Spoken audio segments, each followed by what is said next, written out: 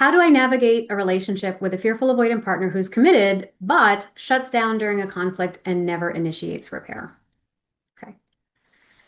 So, what do you do when the person you love says that they are in, they're all in? Maybe they even say, I want this to work. But when there's a conflict, they tend to pull away. And maybe there's no follow up, no repair attempt, no closure, just silence, distance. And you wind up feeling like you're the only one who cares about the relationship. And maybe you feel like you're the only one holding it together. So if you have ever felt like you're in a relationship where the love is present, but the repair is missing, especially with someone who pulls away when it gets hard, then in this segment, I want to talk about how we can understand what's really going on beneath the shutdown. And also shine a light on the fearful avoidant attachment style, which is also called disorganized attachment, and why it can lead to those kind of patterns, right? So that we can respond with compassion and clarity and also protect our peace while staying true to our values, right? So before we really dive into that, I think it's important to define what is disorganized attachment and fearful avoidant attachment. So I would say this is probably one of the lesser understood attachment styles.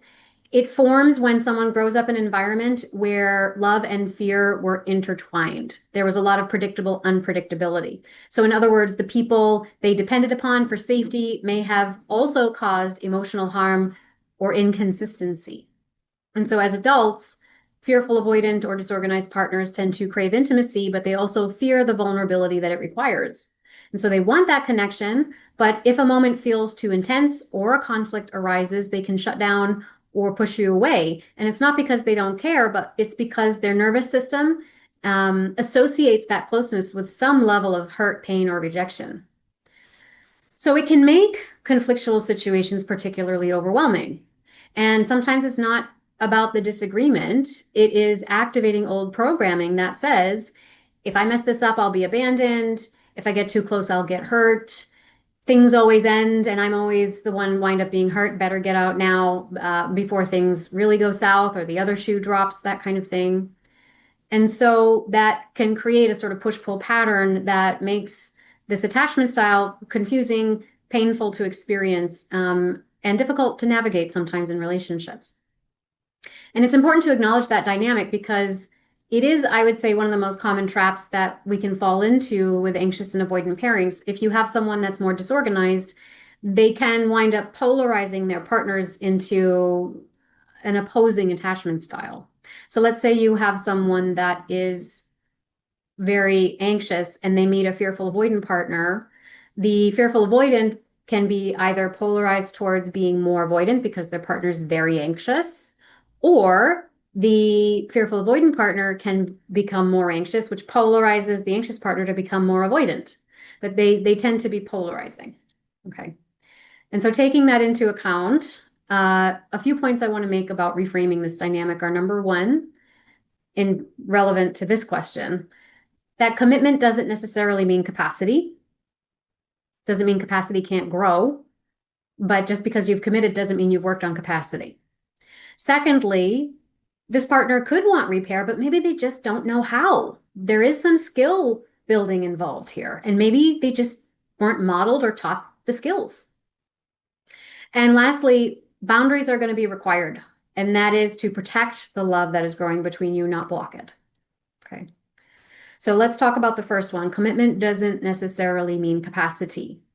Now, just because a fearful avoidant partner commits to a relationship doesn't mean that they have resolved their intimacy wounds. So commitment can be a beautiful sign of intention. They want to stay, and perhaps they want to do what it takes to stay. But it doesn't mean that they've suddenly overnight acquired all the emotional tools they may need to be grounded in a conflict that is turning on their instinctual survival system. So for a lot of fearful, avoidant, or disorganized folks, a disagreement, it doesn't just feel like a momentary disconnection. It can feel like an emotional trigger that means everything is falling down around them. And so their system kind of goes into this fight, flight, or freeze mode. And so when that happens, they shut down or they disappear, and it might feel like it's some kind of punishment. They may even say they're doing it to punish you, but the only reason they have that habit of punishing people is because that's how they learned how to protect their safety. But it is a mechanism that usually stems from shame or fear. Secondly, which kind of leads into the second part. Secondly, maybe they want to repair. Maybe they know this about themselves, but they don't know how to change it. They weren't taught what they needed to know in order to expand their capacity for moments like that. They do want to connect, but when the dust settles, they feel ashamed and now they're paralyzed, or they're terrified that any attempt to bridge the gap is going to go poorly and they'll just make it worse. So maybe they don't reach out, or maybe there's a silence that just gets bigger and bigger, louder and louder, wider and wider. And so that's why if we're in a relationship with someone that is more fearful avoidant, of course, we would want and expect that they'd be doing their own work, but you have to realize that you may be initiating some of the repair, at least in the beginning, because you're going to be modeling what a secure repair would look like and how it could work. So that looks like gently naming what happened, expressing how you felt, and offering a bid for reconnection without blaming language, right? So I noticed things felt tense yesterday, and I really feel like I'd like for us to reconnect again. When you're ready, I'd love to talk about it because it matters to me that we resolve this. So you're not minimizing your experience, you're creating a space where connection can re-enter.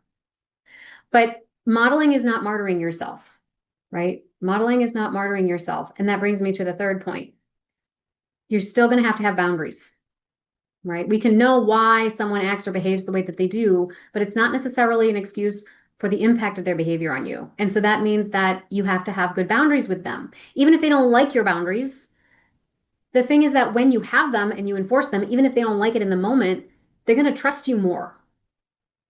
Well, he's not going to change who he is and what he wants and what he does just because I don't like it. So that makes it safer for me to be around him, because that means that I'm not fully responsible for everything that happens. And that's a load off, right? So it's okay to say things like, I understand you need space, but I also need to know when we're going to circle back within a day or two so that we both feel safe and seen, even if it is to agree that we need more space. So you agree to these touch points, because a healthy relationship is going to honor both of your needs. But if you're always the one doing all the heavy lifting, emotionally speaking, that's more sacrificial, right? And that's a kind of love that is going to cost you your peace. So fearful avoidant partners, of course they can grow. Of course they can gain this capacity. But that's harder for them to do if their partners keep inserting themselves to try to fix it for them. They have to learn how to hold that for themselves. And boundaries are going to let them do that. So this is how and why your boundaries are actually a gift to the relationship you're cultivating, right? Okay. So if you can connect to this, or you feel like you've been caught in this kind of pattern, this is kind of like a gentle nudge, right? We don't have to choose between compassion or clarity. Clarity is going to let you be more compassionate than ever. We can hold space and set standards in relationships, and we can offer love and honor our limits within them. Because our goal is not to fix someone, it is to co-create a safe container. And that is going to require that both of you are willing to repair. It doesn't mean that you're both going to be 50-50 in terms of how you show up all the time. Sometimes it's a scale that balances itself over time. Sometimes this person needs you to initiate more with a little more compassion because they just haven't had the models for it. And over time, they're going to start gaining that capacity and learning and learning. And now when you are struggling, now they're going to show up and they're like, you know what? You've helped me so much. I'm going to help you, and I'm going to carry a little more now this time, right? But overall, it balances out, right? In the bigger picture, it balances out. And both of you deserve that, because it lets you relax into love, not work so hard for it, not wrestle with your demons over it, right? So actually, I'd be interested. Let me know in the comments. Have you ever felt like you were the only one doing the repair work in a relationship? Or do you feel like you struggle to reach out for repair in a relationship? And has anything helped you? What has helped you? Or what is still difficult about that? I'd love to know. Also, remember to subscribe and ring the bell for notifications. I put out videos once a week, and I wouldn't want you to miss out.